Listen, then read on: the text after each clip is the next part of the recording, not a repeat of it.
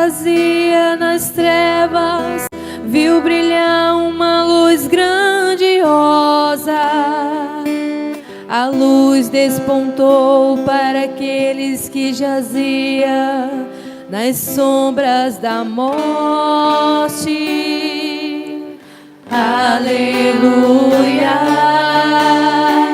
aleluia, aleluia, aleluia. O Senhor esteja convosco. Ele está no meio de nós. Proclamação do Evangelho de Jesus Cristo segundo Marcos. Glória a vós, Senhor. Na cidade de Cafarnaum, num dia de sábado, Jesus entrou na sinagoga e começou a ensinar. Todos ficavam admirados com o seu ensinamento, pois ensinava como quem tem autoridade, não como os mestres da lei. Estava então na sinagoga um homem possuído por um espírito mau. Ele gritou: "Que queres de nós, Jesus Nazareno? Vieste para nos destruir? Eu sei quem tu és o Santo de Deus." Jesus o intimou: "Cala-te e sai dele." Então o espírito mau sacudiu o homem com violência. Deu um grande grito e saiu. E todos ficaram muito espantados e perguntavam uns aos outros: "O que é isto?" Um ensinamento novo dado com autoridade. Ele manda até nos espíritos maus e eles obedecem. E a fama de Jesus logo se espalhou por toda parte, em toda a região da Galileia. Palavra da salvação. Glória a vós, Senhor. Nossa Senhora de Nazaré, rogai por nós. Louvado seja nosso Senhor Jesus Cristo. Para sempre seja louvado. Queridos irmãos e irmãs, nós estamos no 4º domingo do tempo comum e ouvimos o Evangelho segundo São Marcos.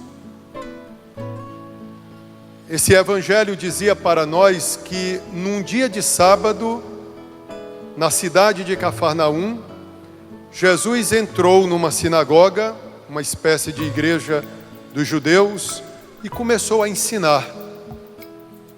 O Evangelho não diz o conteúdo desse ensinamento, mas Jesus começou a ensinar. E enquanto Jesus ensinava, um homem possuído por um espírito mau começou a gritar em direção a Jesus: "Que queres de nós, Jesus Nazareno? Vieste para nos destruir?" Queridos irmãos, o espírito mau aqui não falou nenhuma mentira. Quando nós estamos diante de Jesus, não adianta se mascarar. Nós nos apresentamos diante dele, nus, despojados, porque Deus nos conhece. Não adianta a gente assumir uma outra identidade.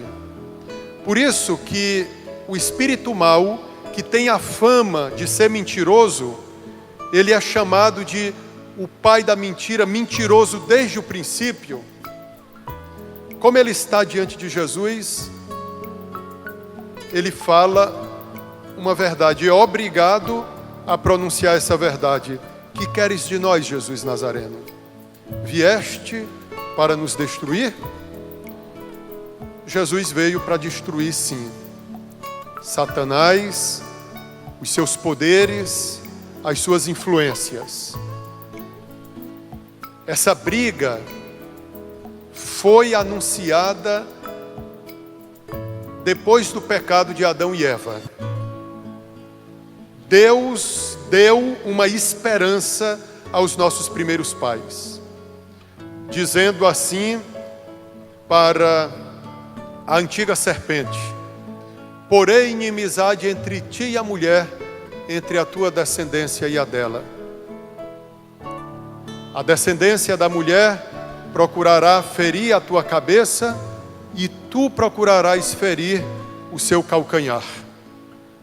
Com essas palavras, o Criador anunciava uma luta renhida, que seria protagonizada, sobretudo, por nosso Senhor Jesus Cristo. Jesus foi crucificado por amor a nós e por causa dos nossos pecados. Quantas vezes eu já tenho dito a vocês nesta igreja que o pecado é algo tão sério, nós não podemos acariciá-lo, não podemos nos acostumar a ele, que Deus teve que usar um remédio deste, a crucifixão e morte do seu Filho, para nos curar. Mas não pensemos nós que depois da cruz a batalha acabou-se, chegou ao seu fim. Jesus morreu na cruz para nos dar força para essa batalha que vai durar até o fim desse mundo. Por isso, nos unimos a Nossa Senhora, a Cristo, nessa grande luta contra as influências malignas neste mundo. A igreja diariamente exorta-nos à confissão, porque nós temos que debelar a força do pecado, não podemos, como eu disse, acariciá-lo. No início da missa, ao apresentar à comunidade a Laura, eu já fiz também o rito do exorcismo. Em todo batismo é feito esse rito do exorcismo.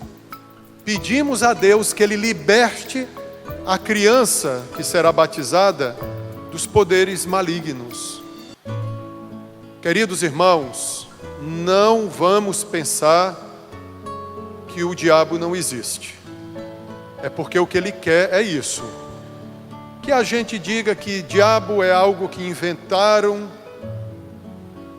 na verdade é só uma influência, uma energia negativa, nada disso. O diabo é um anjo, porém decaído.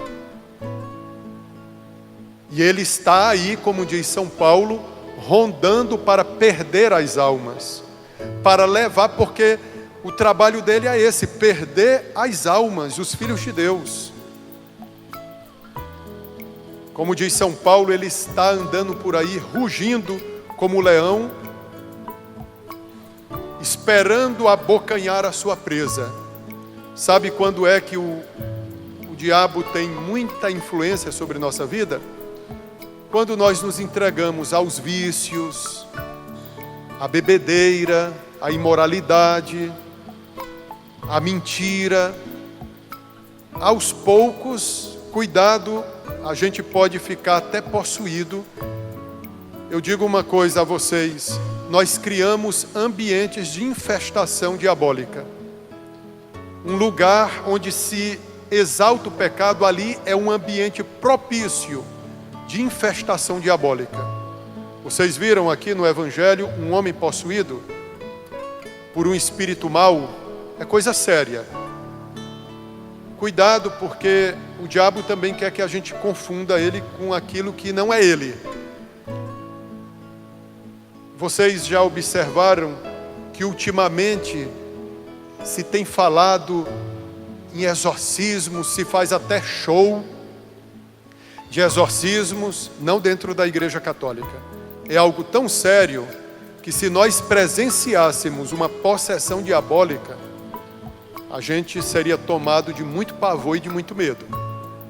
Tem muitas coisas aí que não é uma possessão diabólica, embora haja uma influência. Às vezes é algum distúrbio psicológico, é a igreja quem vai discernir. Essas pessoas que ficam brincando com o pai da mentira, forçando uma possessão, fulana está possessa, cuidado, você está a serviço do pai da mentira, de Satanás. Nós ouviremos durante essa semana Jesus perguntar para um homem que estava possesso. Nós vamos ouvir muito falar em exorcismo nos evangelhos durante esses dias, ou melhor, no evangelho, porque neste ano de 2024 a igreja proclama o evangelho de São Marcos, e é o evangelho que fala mais das curas realizadas por Jesus e de exorcismos realizados por Nosso Senhor. Nessa semana ouviremos Jesus perguntar a um homem possuído: qual é o teu nome? E ele responde: Legião, porque eram muitos. Então, queridos, a nossa luta é contra um exército. E lembremos que o pai da mentira, com o seu séquito, não tiram férias. Imaginem, né, nós tirando férias na oração. O diabo está esperando só a gente baixar a guarda para ele aplicar o seu veneno. Sejamos vigilantes por meio da oração, como disse Jesus: vigiai e orai, porque o espírito está pronto, mas a carne é fraca. Várias vezes nosso Senhor exortou-nos à vigilância. Vigiai e orai. É por meio da oração, é por meio da confissão, da participação na Santa Missa, que estamos em guarda, que estamos em vigilância. O diabo gosta dessas almas que não rezam, que não vêm à missa.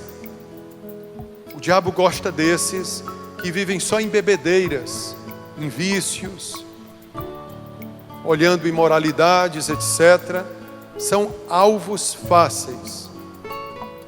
Queridos irmãos, então Jesus veio para isso, para destruir tudo aquilo que nos separa dele, que tem o pai da mentira como autor de todo pecado. Que queres de nós, Jesus Nazareno? Vieste para nos destruir? Ele não veio para destruir o homem. Ele veio para destruir os anjos decaídos e todos os seus poderes. Eu sei quem tu és. Tu és o Santo de Deus. Ele não mentiu quando falou isso. Jesus é o Santo de Deus. Sabem o que significa o Santo de Deus? Que Jesus é sacerdote. Qual é a missão de um sacerdote? O sacerdote é um mediador. Ele apresenta as coisas dos homens para Deus e apresenta as coisas de Deus para o homem. Por isso que Jesus é o perfeito sacerdote. Ninguém vai ao Pai senão por Ele. Ele assumiu a nossa humanidade para que Deus viesse aos homens e os homens pudessem ir até Deus. Ele é sacerdote. Ele está constantemente no céu, à direita de Deus Todo-Poderoso, oferecendo ao Pai a nossa humanidade, a nossa vida, as nossas orações a Deus Pai. Por isso que em toda missa terminamos as orações dizendo assim: por nosso Senhor Jesus Cristo, vosso Filho, que é Deus, e convosco vive e reina, na unidade do Espírito Santo, por todos os séculos dos séculos.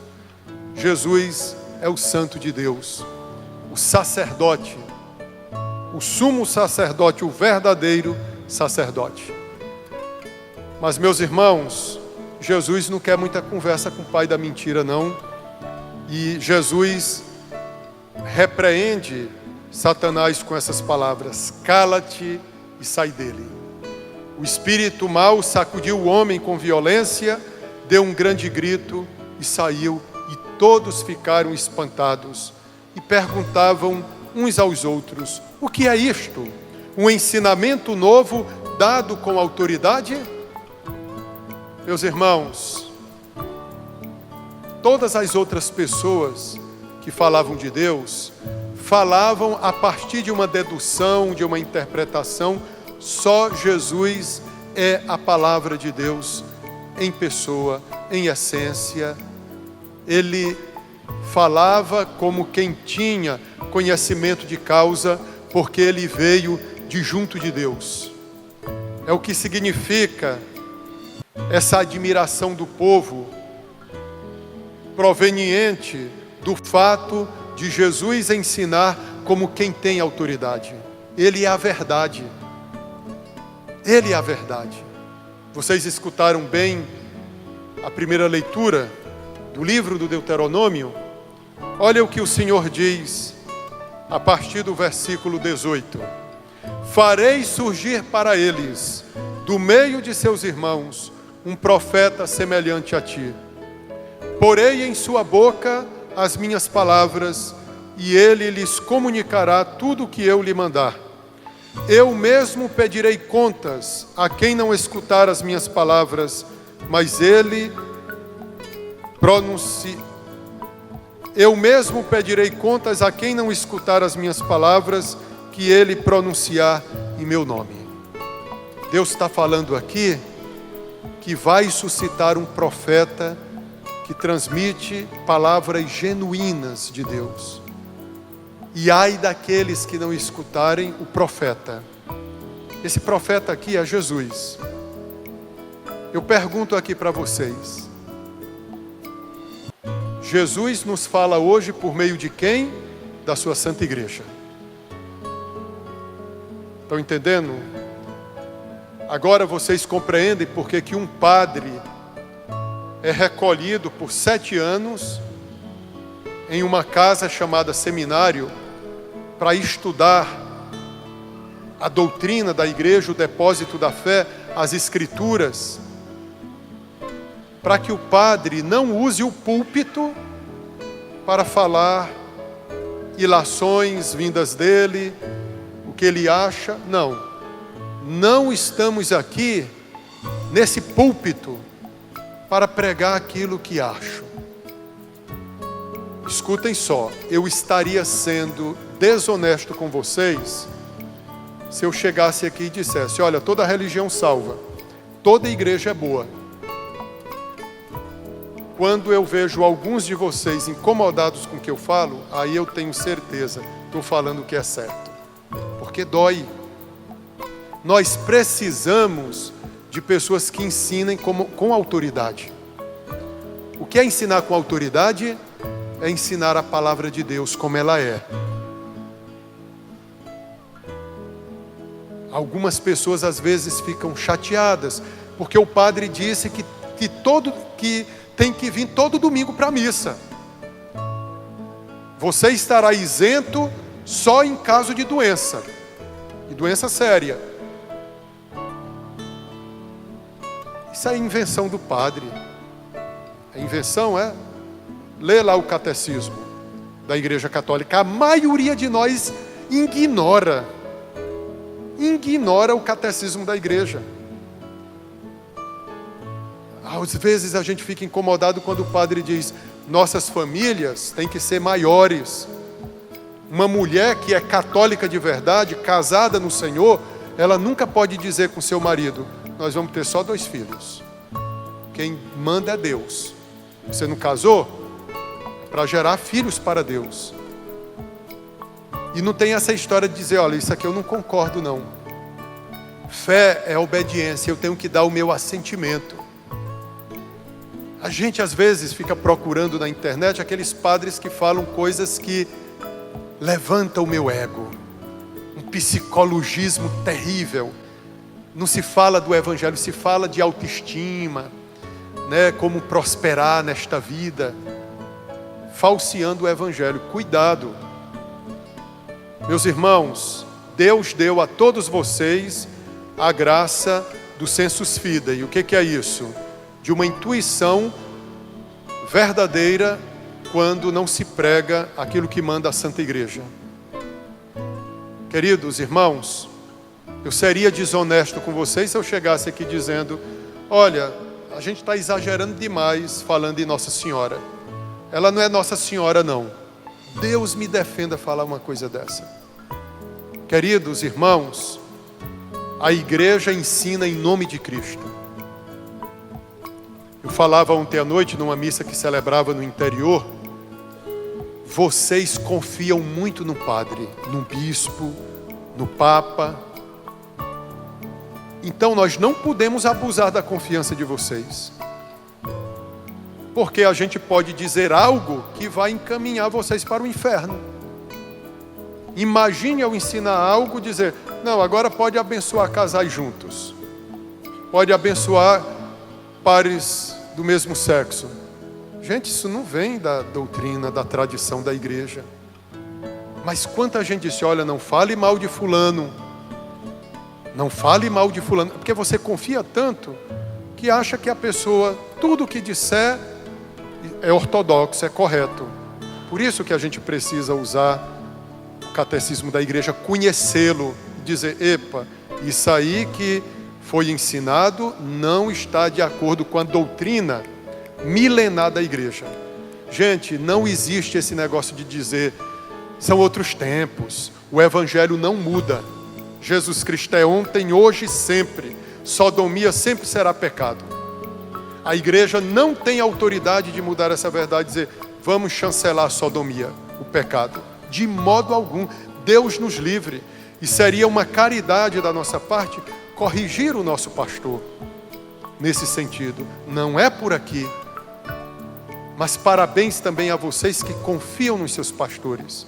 Mas tenham também a inteligência de rebater quando algo for dito que não é de acordo com o ensinamento de há 2000 anos da Santa Igreja.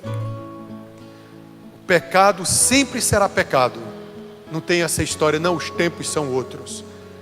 Não é a igreja que tem que ser mudada pelo mundo, é o mundo que tem que ser mudado pela igreja. É o mundo que tem que ser transformado pela igreja. Mas o mundo está tomando de conta dos nossos pensamentos, a maneira de a gente imaginar as coisas de Deus. Que Jesus diga: cala-te e sai desse homem, para não perder as almas. Queridos, peçamos então a graça de Deus para identificarmos a presença do maligno. Que confessemos as nossas faltas para que ele não tenha poder sobre nós. Jesus veio para nos libertar de todo o mal. De todo o mal. Por isso que estamos num combate, numa batalha, numa briga até o fim. A gente pode dizer para o pai da mentira: pode vir quente que eu estou fervendo. Fervendo com um terço na mão, a Santa Missa, a oração. Pode vir. Então, queridos, ao confessar os nossos pecados, nós damos como que um soco na boca do estômago daquele que quer perder as nossas almas. Façamos um instante de silêncio.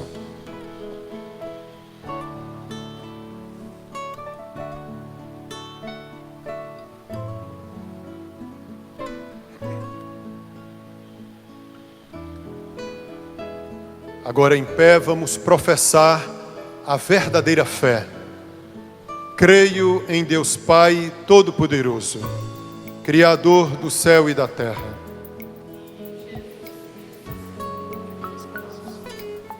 Que foi concebido pelo poder do Espírito Santo. Nasceu da Virgem Maria, padeceu sob Pôncio Pilatos, foi crucificado, morto e sepultado, desceu à mansão dos mortos, ressuscitou ao terceiro dia, subiu aos céus e está sentado à direita de Deus Pai Todo-Poderoso, donde há de vir a julgar os vivos e os mortos.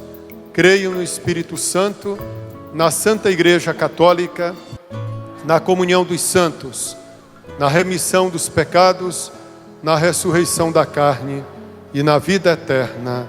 Amém.